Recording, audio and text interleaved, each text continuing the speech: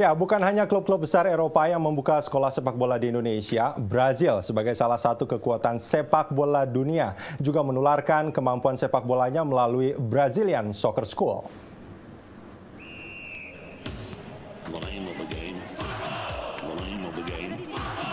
Brazilian Soccer School merupakan sekolah sepak bola yang berada di kawasan Pondok Indah, Jakarta Selatan.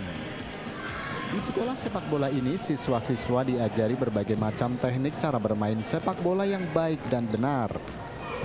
Siswa-siswa yang bersekolah di Brazilian Soccer School ini berusia 7 tahun hingga 14 tahun. Mereka mempunyai cita-cita menjadi pemain sepak bola profesional nantinya. Ini dari Hafiz ini? Dari kecil udah pengen jadi pemain bola. Ya itu. Harapannya apa nih nantinya? Semoga bisa membanggain nama baik bangsa Indonesia. Nah, sampai sejauh ini kira-kira apa aja sih yang udah Hafiz lakuin? Apa pertandingan kemana? Ini kalau misalnya insya Allah ini ntar tanggal 9 Maret bakal mau pergi ke Bangkok untuk turnamen se-Asia Tenggara. Menurut pelatih Brazilian Soccer School Yaso Effendi, anak-anak Indonesia banyak yang memiliki bakat besar untuk menjadi pemain sepak bola yang handal. Kalau itu dia, kalau potensi sih mampu, jelas mampu. Tinggal usaha kita gitu. Kerja keras kita, anak-anak dilatih, dibina yang baik. Lalu dari segi pembinaan manajemen sepak bolanya juga baik gitu. Dari dalam negeri ditunjang dengan yang baik. Saya sama sekali nggak ragu ya kalau Indonesia tuh bisa gitu bersaing di internasional sekalipun gitu. Makin banyaknya sekolah sepak bola bertaraf internasional diharapkan bisa lebih mengasah bakat anak-anak Indonesia sehingga bisa menjadi pesepak bola profesional. Fajrin Anggi, Firdaus, Berita 1, Jakarta.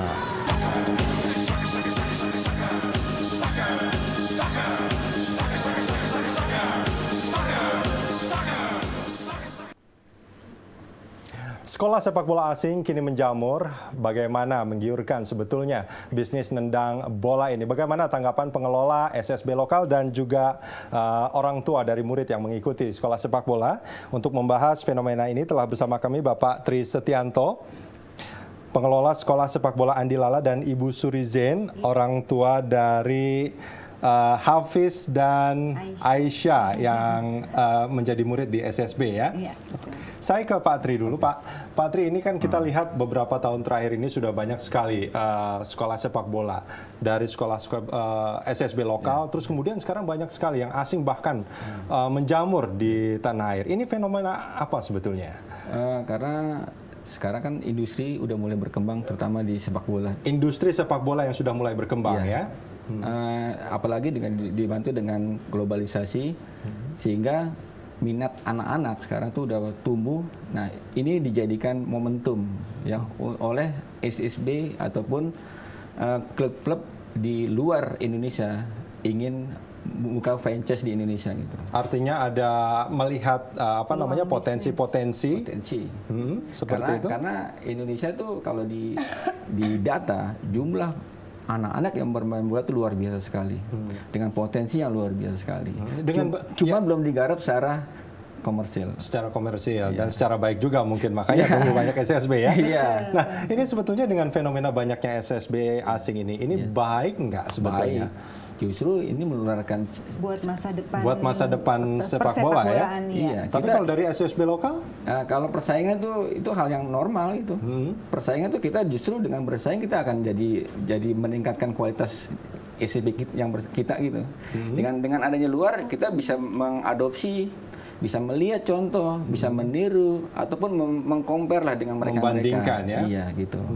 Kalau Ibu Suri sendiri gimana melihat SSB asing ini nih, anaknya sekarang ikut di Brazilian ya, Brazilian. Oh, ini seragamnya Brazilian Soccer School.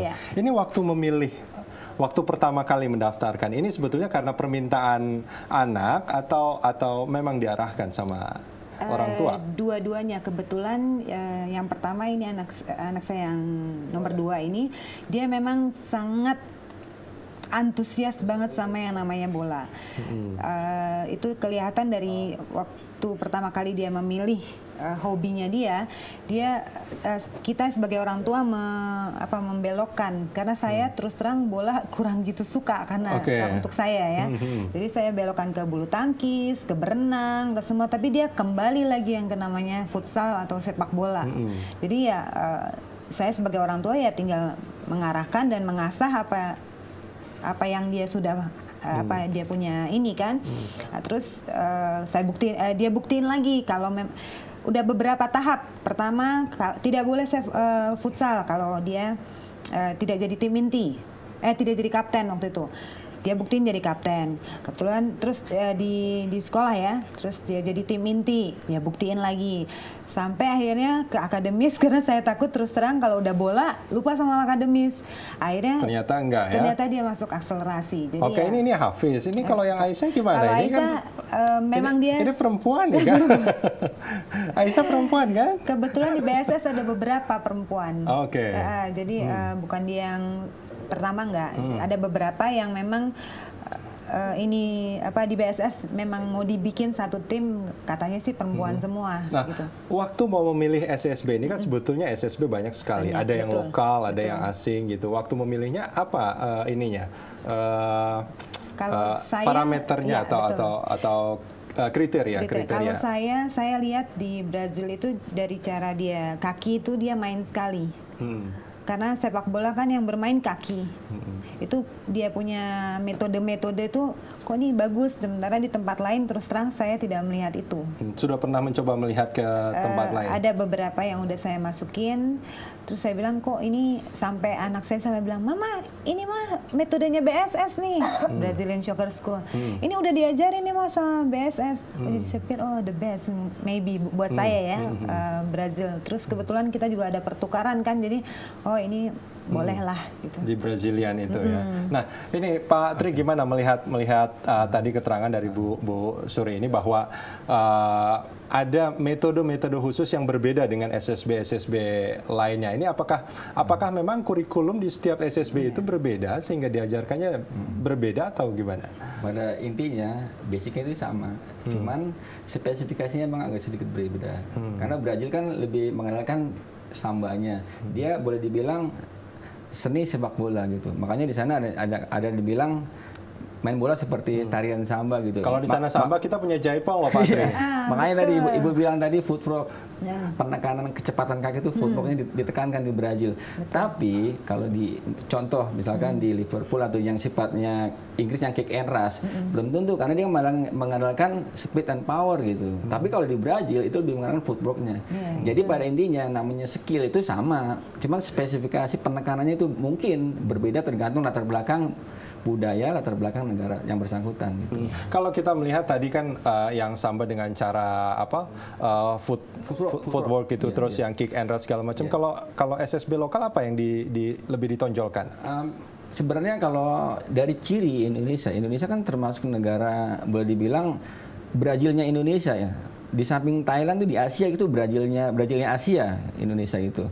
Jadi dari segi postur, dari segi permainan itu cocok sekali dengan permainan Spanyol gitu, yang mengandalkan taka-tiki. Jadi permainan umpan-umpan pendek itu yang lebih cocok. Makanya kalau di Indonesia itu lebih mengandalkan wall pass, passing 1-2 sentuhan gitu.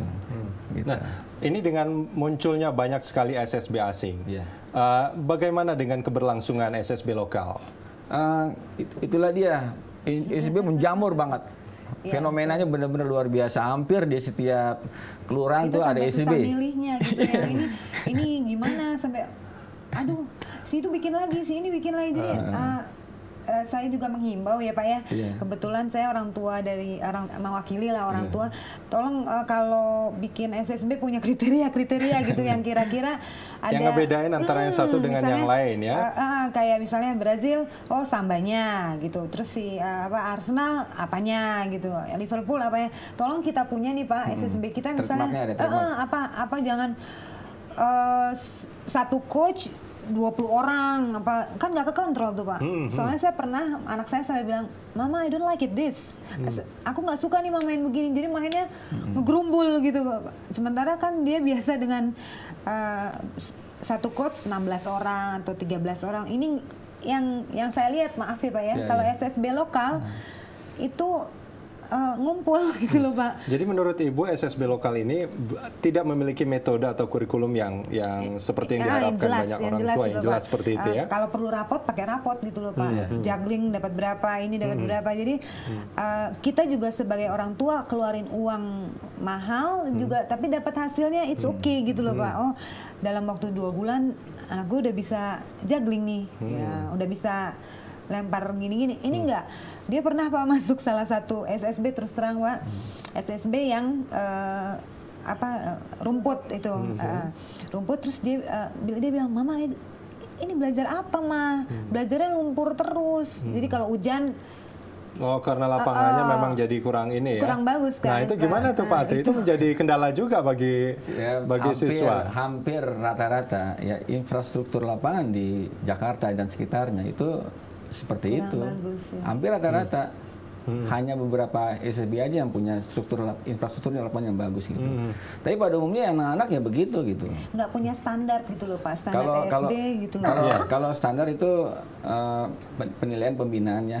Kalau pembinaan memang setiap SSB tergantung manajemennya gitu Bu. Tergantung sumber daya yang tadi Bu bilang satu pelatih menangani lebih dari 20 anak. Itu nggak ideal gitu. Nah, ya baik Pak Tri. Nah, ini terkait yang tadi itu. Apakah PSSI perlu membuat semacam regulasi untuk hal ini? Harus Pak. Karena apa? FIFA sendiri, AFC sendiri mendelegasikan filosofinya kepada SSB gitu. Iya, betul. Harus, tapi udah ada apa belum ini? Itulah yang tidak jalan. Pak. Tidak jalan artinya sudah ada.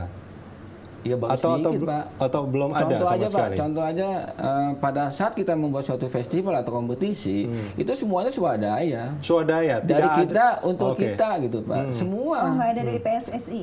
Nggak ada. Nggak ada, oke.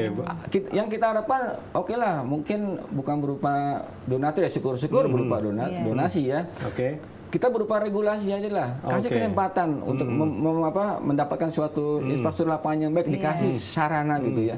Itu udah cukup lumayan. Oke, dan itu tidak ada sama sekali. Itu belum ada ya. Sampai tidak ada sama sekali. Baik. Tapi kita harapkan ada lah. Oke, baik Ibu dan Bapak, kita akan lanjutkan dialog kita usai jeda. Pemirsa, dialog mengenai fenomena menjamurnya SSB asing akan kita lanjutkan sesaat lagi.